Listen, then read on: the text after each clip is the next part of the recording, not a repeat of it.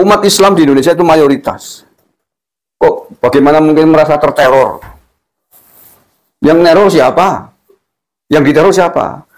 Yang layak patut mengatakan sebagai kelompok terteror, kelompok yang diteror itu umat minoritas.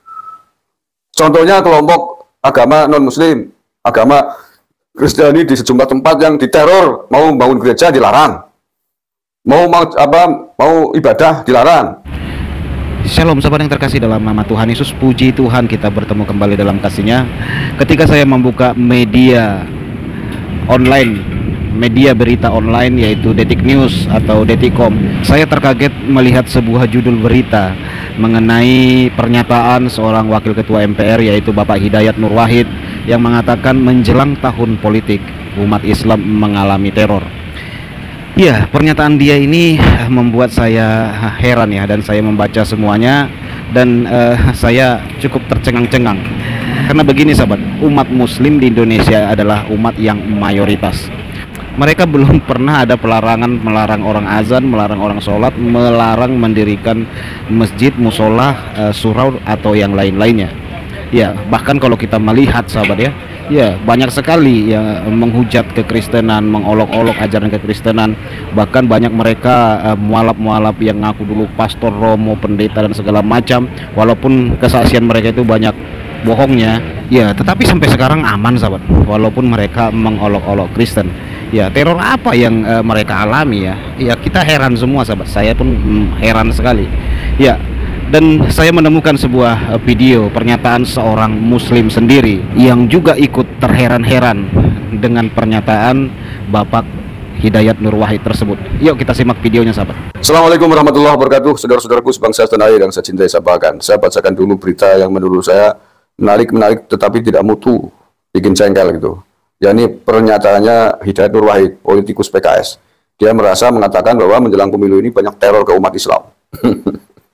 Tuh jengkeli banget. Wakil Ketua MPR RI Hidayat Nur Wahid prihatin karena memasuki tahun politik, teror terhadap umat Islam baik pribadi, simbol maupun organisasi terjadi secara beruntun. Urung-urung wis ngerti ge wong. Sing diteror siapa? Yang menteror siapa? Teror terhadap umat Islam pribadi, simbol mana yang diteror? Menurutnya dalam kasus ini yang paling penting bukan hanya menangkap pelakunya, tapi juga mengusut tuntas hingga penjatuhan sanksi keras terhadap pelaku serta aktor intelektualnya. HNW menilai berulangnya tindakan teror dan kriminal terhadap tokoh agama atau simbol agama juga membuktikan semakin pentingnya RUU Perlindungan Tokoh dan Simbol Agama untuk segera dibahas dan diundangkan. Nur Wahid, ente gimana sih? Umat Islam di Indonesia itu mayoritas. Kok bagaimana mungkin merasa terteror? Yang neror siapa? Yang diteror siapa? Yang layak patut mengatakan sebagai kelompok terteror, kelompok yang diteror itu umat minoritas.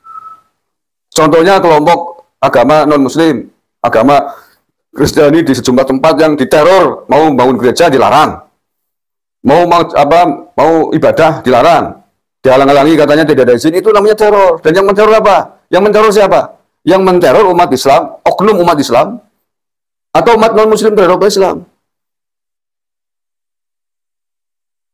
Para teroris itu yang ketangkep oleh Densus 88 itu umat Islam atau umat non-muslim? Mungkin ngaca gitu loh. Saya muslim, saya umat Islam, tapi tidak merasa terteror oleh kelompok lain. Justru umat Islam hari ini banyak diteror oleh oknum umat Islam sendiri, umat-umat kelompok-kelompok intoleran, kelompok radikal, teroris-teroris itu yang suka kafir kafir, yang suka menyalahkan, menyesatkan umat lain, bahkan sesama muslim yang dianggap bertentangan, tidak jalan dengan mereka yang dikafirkan. Itu penterornya adalah oknum yang suka takbar takbir di jalan. Itu yang kamu harusnya tuduh itu. Faktanya begitu, yang ditangkap oleh Densus 88 siapa itu? Itu umat Islam apa bukan? Itu kan orang-orang yang menyalahgunakan agama, salah memahami agama sehingga kemudian mencemari nama baik Islam. Jangan menjadi maling teriak maling, begitu loh. Malah mau belanin bersembunyi di balik batu, ada. Jangan mengkambing hitamkan kelompok lain untuk melindungi kelompokmu. Ya Pak Nur, Ya, yang suka. Jadi itu fakta yang terjadi di Indonesia. Yang suka menteror adalah oknum-oknum orang-orang yang mengaku Islam, mengatasnamakan Islam, salah memahami Islam untuk melakukan gerakan-gerakan politiknya dengan cara-cara kekerasan, cara-cara radikalisme, bahkan terorisme. Itu tantangan kita hari ini. Justru yang menteror adalah oknum-oknum yang mengaku Islam dengan takbir-takbirnya itu, dengan khilafah-khilafahnya itu yang menteror. Umat Islam bukan itu. Islam adalah agama yang rahmatan lil alamin, tidak mengajarkan radikalisme, tidak mengajarkan terorisme. Tetapi kesalahan di dalam memahami agama, kesalahan di dalam mengambil pelajaran agama, membuat umat Islam rentan, terjerembab, terjerumus dalam paham-paham intoleran, paham-paham radikal, yang pada gilirannya bisa melahirkan orang-orang, melahirkan para teroris. Itu yang kita khawatirkan itu, ya. Jadi kalaupun kemudian Anda merasa terteror, adalah perasaan terteror oleh oknum-oknum sesama muslim sendiri yang salah, menyimpang memahami agamanya. Bukan agama Islamnya. Agama Islamnya jelas rahmatan lil alamin, Al-Qur'annya benar. Kita sebagai umat Islam wajib meyakini itu. Tetapi seseorang yang berteriak atas nama Islam, atas nama Al-Qur'an, belum tentu benar. Mengapa belum tentu benar? Karena belum tentu benar di dalam memahami Islam, di dalam memahami Al-Qur'an. Karena pemahaman orang pintar, orang alim berbeda dengan pemahaman orang bodoh. Orang bodoh memahami Islam hanya dari terjemahan Al-Quran. Yo, rentan tersesat. Rentan salah memahami. Lah ya, jangankan memahami agama, memahami ayat-ayat suci, memahami Al-Quran, memahami pesan-pesan Tuhan, memahami pesan-pesan manusia pun kalau bukan ahlinya bisa salah paham. Memahami resep dokter kalau bukan ahli kesehatan, bukan dokter, ya bisa salah paham.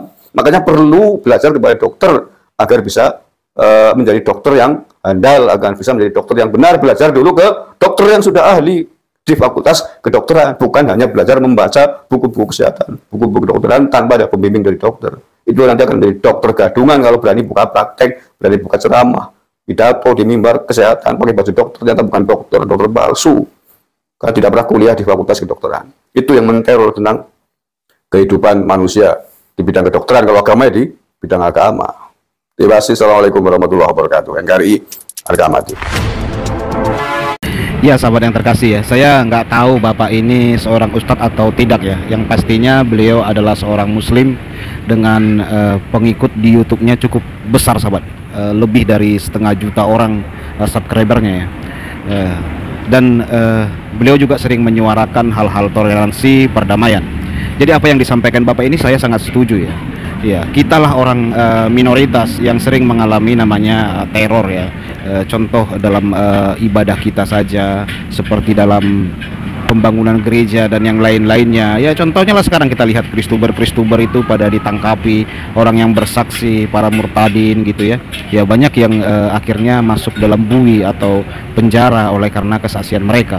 Nah, tetapi yang kita lihat banyak di kalangan mereka yang menghujat juga, bahkan yang berbohong, yang menipu ya aman sentosa, jaya raya, sahabat. Ya, karena apa? Karena mereka mayoritas, mereka dilindungi oleh hukum.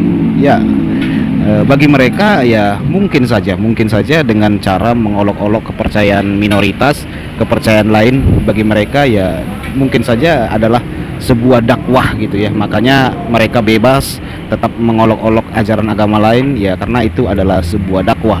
Ya, mereka dilindungi oleh hukum, sahabat. Ya, seperti penghina salib, yang ngolok-olok salib, yang menghujat salib dan yang lain-lainnya ya sampai sekarang ya aman semuanya ya, karena mereka mayoritas. Coba nih kalau kita yang melakukan hal yang sama seperti mereka, wah, menjawab saja, sahabat, penuh resiko. Menjawab mereka saja itu sudah penuh resiko yang luar biasa.